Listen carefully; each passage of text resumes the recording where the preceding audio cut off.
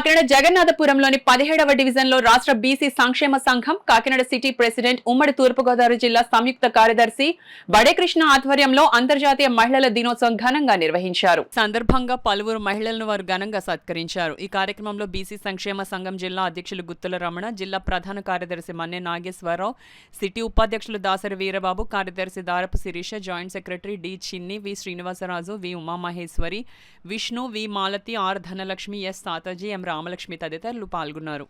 Development అనేది లేదు, women empowerment అనేది లేదు పూర్తిగాని. కేంద్ర ప్రభుత్వం రకరకాల పథకాలు పెట్టి మహిళలు పైకి రావాలని చెప్పి రకరకాల పథకాలు పెట్టారు.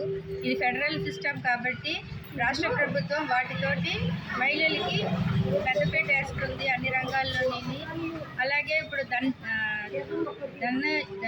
జన్ధన్ యోజన, అలాగే సెల్ఫ్ హెల్ప్ గ్రూప్స్, ఇలాగ రకరకాల పథకాలు ప్రవేశపెట్టాయి.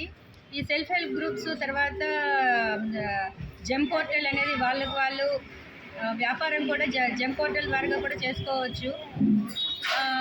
ఈ సెల్ఫ్ హెల్ప్ గ్రూప్స్ ఫస్ట్లో 2 లక్షలు ఇచ్చేవారు, ఇప్పుడు 20 లక్షలు చేసింది కేంద్ర ప్రభుత్వం.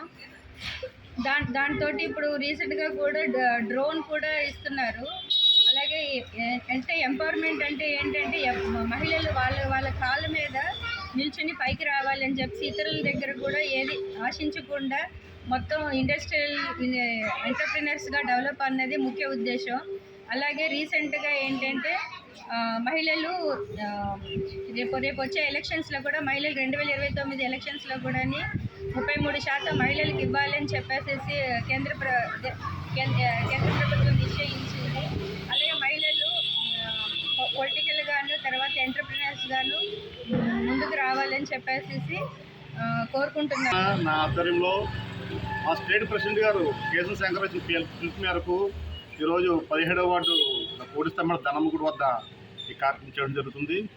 అయితే ఉమెన్స్ డే మార్చి 8న ఎందుకు జరుపుకుంటున్నామంటే 1908లో న్యూయార్క్లో కొంతమంది మహిళలు వస్త్ర పరిశ్రమలో పనిచేసే మహిళలు తమ హక్కుల సాధనకై సుమారు 10 మహిళలు రోడ్డెక్కి దీక్షలు చేసి తమ హక్కులు సాధించుకున్నారు.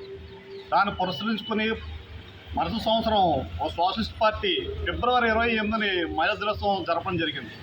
అయితే ఆ మరుసటి సంవత్సరం 1910లో 17 దేశాల నుంచి సుమారుగా 100 మంది మహిళలు డెన్మార్క్లో కూర్చొని మనకు కూడా ఒక ప్రత్యేకంగా మహిళా దినోత్సవం జరుపుకోవాలని చెప్పేసి ఆ రోజు నిర్ణయించారు, కానీ అది జరగలేదు. అయితే 1975లో ఐక్యరాజ్య సమితి మార్చి 8న ఏదైతే 1908లో హక్కు సాధించుకున్నారో అదే రోజుని మార్చి 8ని మహిళా దినోత్సవంగా ప్రకటించడం జరిగింది. నేటి వరకు కూడా ఈ దేశాల్లో ఈ మహిళా దినోత్సవం జరపడం జరుగుతుంది. అదేవిధంగా భారతదేశంలో మా బీసీ సంఘం నుంచి మేము ఈరోజు ఈ మహిళా దినోత్సవం జరపడం జరిగింది. అయితే వివిధ దేశాల్లో ఎలాగున్నా భారతదేశంలో మహిళలు నేటికి కూడా వెనకబడే ఉన్నారు.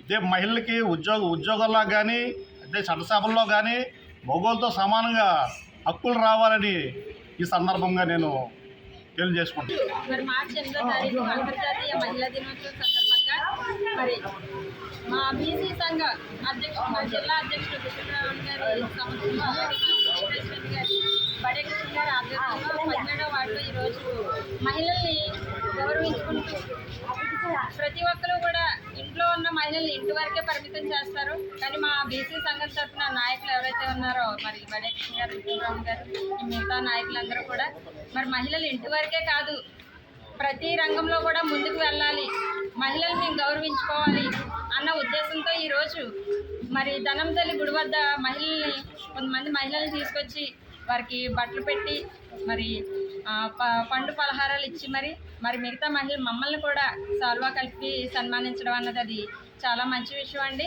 మరి ఇలాంటి సందర్భాలు ఇంకా ఎన్నో మా బీసీ సంఘం తరఫున జరుపుకుంటామని, అలాగే ఇంకా వెనకబడి ఉన్న సంఘాల నుంచి వెనకబడి ఉన్న ప్రజలందరినీ మేము కలుపుకుంటూ మేము బీసీ సంఘంలో ఇంకా అనేక మందిని చేర్చుకుని ముందుకెళ్తామని నమస్కారం చేస్తున్నాను.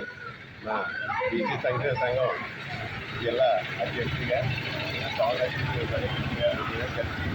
మా రాష్ట్ర అధ్యక్షుడు శ్రీ కేశవ శంకరరావు ఇచ్చిన పిలుపు మేరకు ఈరోజు కాకినాడ డివిజన్ 17వ డివిజన్లో కోడిస్తంపేటలో ఈ కార్యక్రమం చేయడం జరుగుతుంది.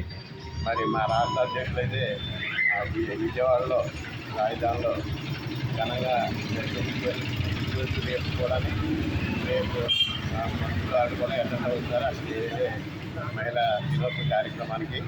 మరి ఈ సమాజం ఇలా ఉందంటే మనం అందరం ఎలా ఉన్నామంటే ముఖ్యంగా మహిళలే కారణం.